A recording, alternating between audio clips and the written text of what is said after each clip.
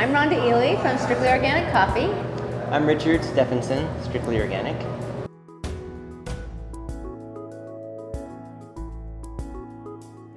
We just like our people. We like the people that we work with, and we like the people that come in. We feel really lucky to be part of the Bend community and to have been here so long also.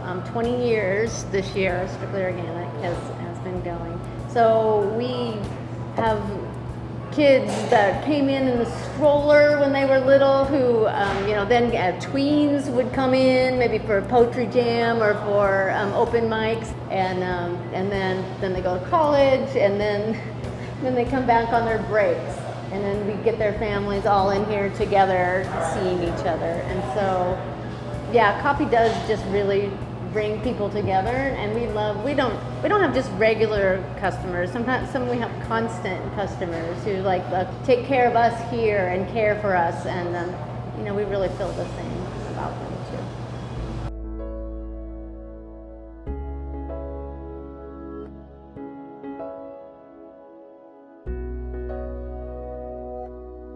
Well, people ask us all the time about, your coffee tastes so good at the shop, and then I can't get a consistent brew at home. So every way of brewing coffee has a specific grind that is the best for it. And sometimes you can't get that on your home grinder, but we'll talk about how to also get that. So right now we are talking about drip, Mr. Coffee. That is still that's the biggest machine that people have at home. And we use a big fancy drip grinder here for our coffee, because it brings out lots of nice flavors of the coffee, not too many of the oils or something that can maybe taste bitter if it's over extracted. So drip is just a nice kind of in the middle for if you're serving coffee for a lot of people like we do. We serve tons and tons of coffee every day.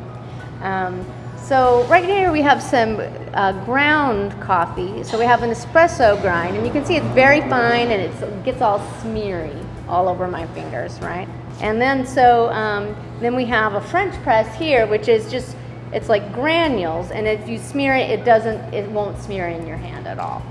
And then we have drip, which is a little bit smeary, not much, but it's just smaller granules.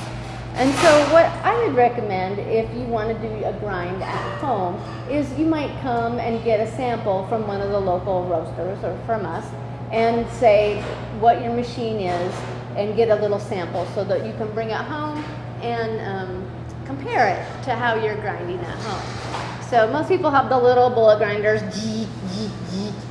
So everybody says, oh, they're terrible because they got big chunks and little tiny chunks, and then it's all smeary in the bottom. Well, you can make it do what you need it to do. You just can't stuff it full. You have to only do it. There's the little silver plate with the blade sits in the middle. Don't fill it any fuller than that.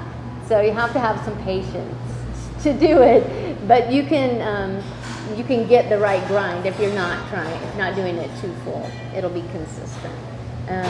But you can also just get it ground wherever you get your coffee, and usually people's palates are happy if they get enough for about a week. If you have any longer than that, then it starts to really change and you probably won't like it anymore. But about a week, most people, that's a good amount of time where a ground coffee will still be good. Sometimes we'll have a family comes in and they'll say, oh, we want it ground. Like they feel guilty about having it ground. We don't care. We want you to love your coffee however you get it. And you have a baby. You don't need to be grinding your coffee in the morning. Just get ground. And then it's nice and consistent, and you'll be able to have a great coffee every morning. Also, what really matters is how much coffee you have and how hot your water is. So sometimes those home machines don't get hot enough, and then you can't really get a good cup of coffee. But it has to be just off the boil. 200 degrees is good. And certainly at the different kitchenware places around town, you can find ones that get up to the right temperature. And so you can make a great cup of coffee at home.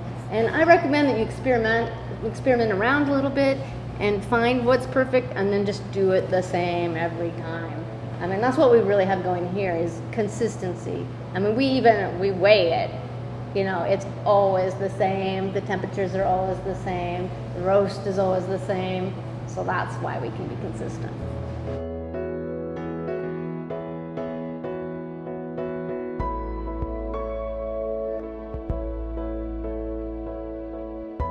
I've been drinking coffee since I was probably 4 or 5. It was mostly the cinnamon roll that got dunked in the coffee. That's what it was about. But definitely the grandparents had Folgers. But it was Folgers, it was beans, and then they would grind it. So that was kind of interesting. Maybe it was a little fresher than we think of it now. But yeah, no, always had my cup of coffee with my grandma very early on.